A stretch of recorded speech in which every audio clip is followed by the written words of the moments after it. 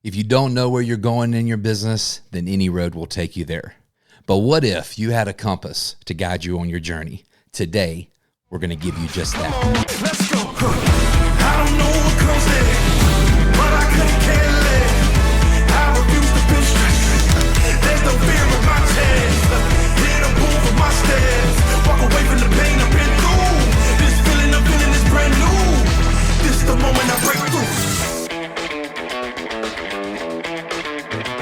Welcome to 10-Minute Masterclass. I'm your host and lead MC, Trey Sheneman. And on 10-Minute Masterclass, our goal every week is to take timeless business principles and teach you how to apply them to today's business problems. No matter when I was running the startups that I've been a part of or building teams inside of nine-figure businesses, problem solving was always the key to growth. And for me, the problems always arrived inside of one of the core four drivers of growth: marketing, sales, ops, or leadership. In today's episode, we're going to dive deeper into the area of growth that is marketing. And specifically, we're going to talk about the unique framework that we apply to our clients' businesses inside of my consulting firm, Herald, that we call the Compass Method. The Compass Method is something that I discovered out of a problem that I experienced inside of the second agency that I ever worked at. So back in 2010 to 2014, that time frame, I was a partner in an agency that I started, named, helped take to market. 2014 to 2017, I joined as VP of strategy inside of another existing agency that I helped rebrand. And I'll never forget, I was in my first 30 days of working at this agency. And I remember having a meeting with the CEO, great business mind, solid team. But I was kind of looking at some profitability in the way we were positioning some of our services that we were offering to our clients. And I remember having a meeting with the account team that was sort of responsible for the early days of getting one of our clients off on good footing. And I was kind of going through the list of things that they were delivering. And then I looked at our scope agreement that client had signed up for. And I was talking to the account lead, and I was sort of like, well, all these things that you've completed, I don't see them in the scope. And she used the phrase, well, that's the invisible stuff that we have to do to get to the scope of the work. And I said, well, tell me more about this. And once she laid it out for me, I really leaned into this idea of our business at that time was choosing to operate in the red so that we could get to the black as a business. And I actually thought that was the wrong approach. And so what we ended up doing was we ended up taking that series of steps that we had to do in order to get that business client of ours to go and to grow. And we ordered them into what is now called the Compass. This is a series of steps I guide every business owner I meet through, no matter what stage they're at. The Compass is flexible, doesn't matter. And it's a series of audits that you should do with regularity in your business, at least twice a year, sometimes once a quarter, to make sure that the directional heading of the business is still aimed at who you want to reach, selling what you want to sell in a profitable manner.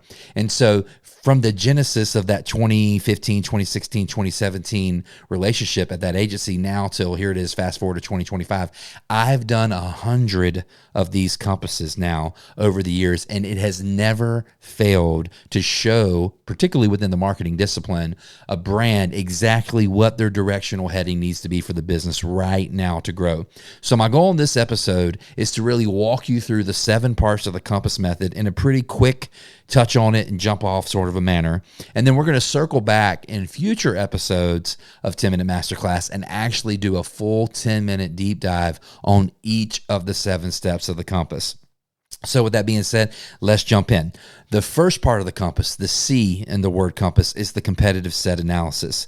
It always blows me away the number of times I meet a business owner who does not have a tidied up competitive set analysis of exactly who's winning in the market that they're reaching into at this moment in time.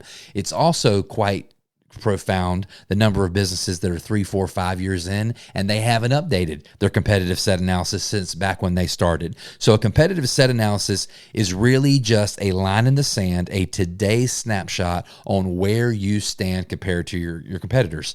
How are your reviews? What are your conversion rates? What is your growth curve? What is their positioning versus yours? So on and so forth. It's really leaning in to understand who are you up against. When you lose, who do you lose to? So that's part one of the compass.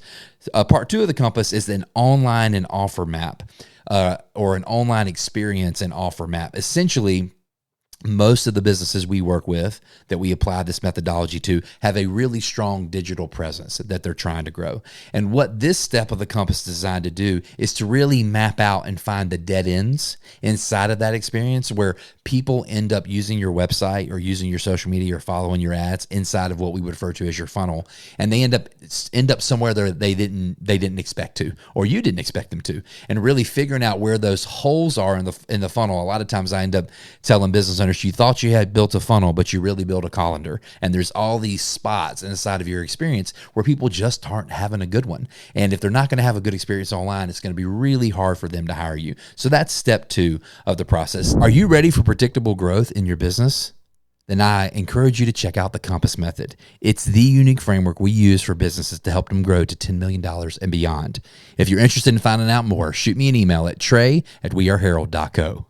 Step 3 is a messaging and positioning review. The biggest thing that I teach people to do in this step is something that we're going to spend a long time on in a future episode, but a former colleague of mine, a former boss of mine, leader of mine that I work for, Ryan Levesque, always says, your messaging comes from your market. It doesn't come from your mind.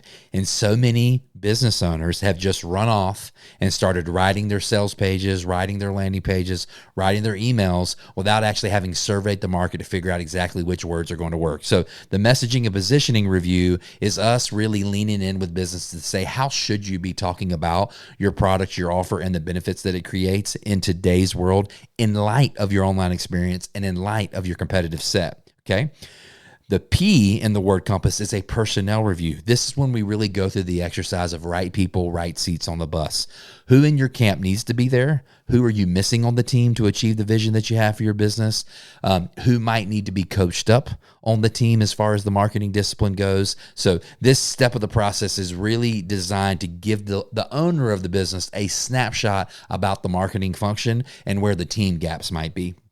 From there, we drop into the avatar profile. This is where we help business owners to say, if we think about your target audience as a series of concentric circles, then there is a middle of that bullseye. There is an audience of one that we should be marketing to. Who really is that today, at this moment in time in your business? If all marketing we do cannot at first convert that audience of one, we're going to have a really hard time on the perimeter or on the periphery of our market of building that up. So really leaning into who that audience of one is. Then the first S in the word compass is a SWOT analysis. So in light of the competitive set, the messaging review, the online experience, all the way down to who is it that we're trying to reach. Now, based on all of that research, this is the first time that we actually go and look at social media. We go and look at emails. We go and look at ads. And we say, in light of all of that, what are the strengths, weaknesses, and opportunities we can now see in your current marketing mix that's going to allow you to better serve, better reach, better engage that audience of one inside of that competitive landscape that we talked about earlier. So from there, all of the historical kind of analytical research is done. And then a brand, a head of marketing, the owner, whoever's doing this exercise, this is when you now distill it all down into the second S, which is the strategic plan. What do we do about it? And I like to train businesses on doing this with a quarterly outlook. We tend to teach a principle of business management called OKRs. It's from a book called Measure What Matters by John Doris, a great book. But OKRs become sort of like your guiding principles for what you're going to fix right now.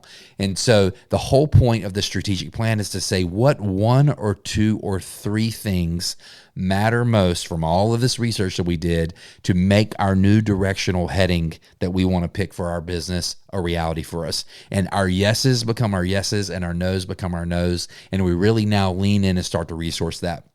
So the compass ends up driving 3 things. It's more than just a roadmap. It drives clarity on where you are. If you don't know where you are, you can't know where you need to go.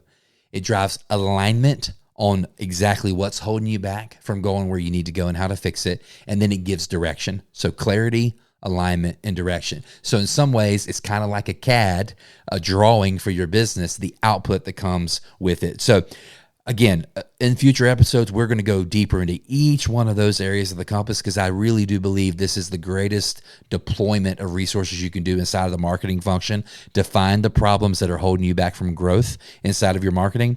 But hopefully my big takeaway for you today is if you really want to have a destination, that you are not going to get to that destination by happenstance. You've got to have a legitimate plan. In my experience, the compass method is the way to get there. Until the next time on 10 Minute Masterclass, I'll see you on the flip side.